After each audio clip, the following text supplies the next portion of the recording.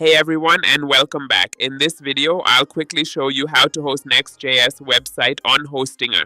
First of all, you'll want to head over to Hostinger's website, specifically hpanel.hostinger.com. This is where all the magic happens.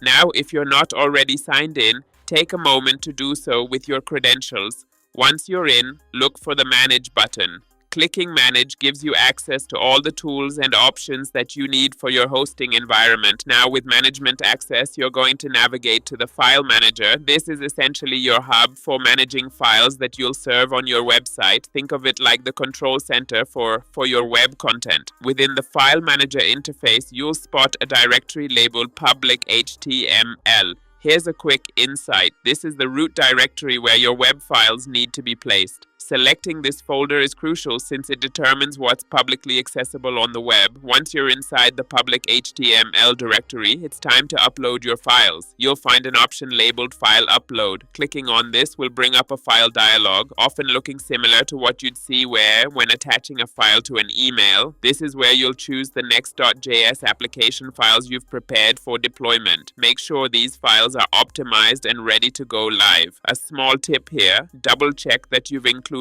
all necessary asset files and configurations so your app works smoothly online. After selecting your files, go ahead and hit the upload button. Depending on the size of your files and your internet speed, this might take a little bit of time. Just be patient. Once uploaded, your Next.js app should now be hosted and ready for the world to see. Don't forget to test your site to ensure it's running as expected. Type your domain into the browser and check that everything loads as planned. Sometimes minor tweaks and configurations might be needed, so having a testing phase is always a good practice. And there you have it. With these simple steps, you've successfully hosted your Next.js application using Hostinger's hPanel. If you found this video helpful, don't forget to like, subscribe, and hit the notification bell so you never miss an update.